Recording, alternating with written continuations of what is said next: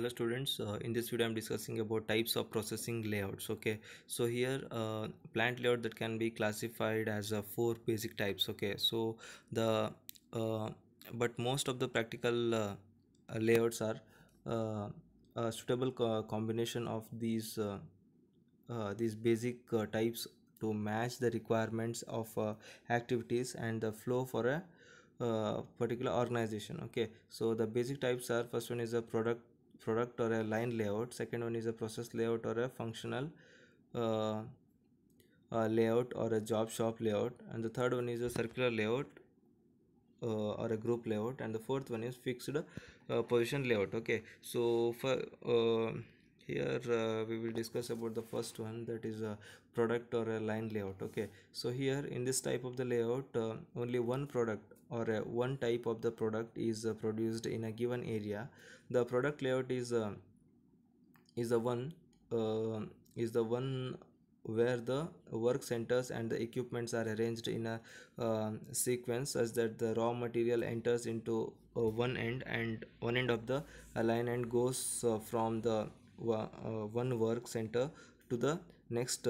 Okay, rapidly in the smooth flow, and the finished product is delivered at the other end of the line. Okay, so in this each unit of output requires um, same sequence of operations from beginning to end. Okay, so for example, automobile industries, automobile assembly lines, and cafeteria, automatic car washing, etc. Okay, so the product layouts are suitable for continuous production and adopted by by those organizations which produce few products in a large volume. Okay, so a line layout or a product that can be adopted on a continuous on a conditions that are product is standardized. Second one is the product, there is a reasonably stable product demand. Third one is there is a continuous supply of raw material. Fourth one is there is an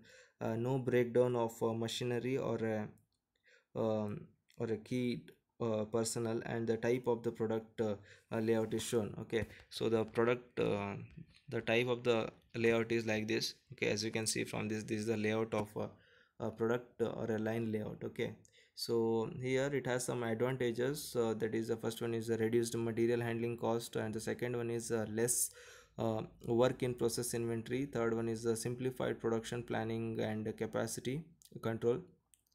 Fourth one is a better utilization and specialization of a labor, and the fifth one is a perfect line balancing, which eliminates the bottlenecks and the idle capacities.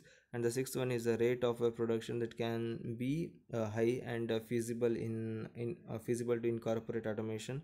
The seventh one is effective supervision is possible, and the eighth one is the less floor space is required. Okay, so it has also some disadvantages, that is lack of feasibility, that is any change in a product requires the modification of layout. Okay, so the second one is sequence of operation is distributed if there is any problem at any of the work centers. Okay, so the third one is capital investment is very high, and the last disadvantage is absence of a labor at any of the work centers stops the production. Okay, this is about the product or a line layout. Okay, thank you.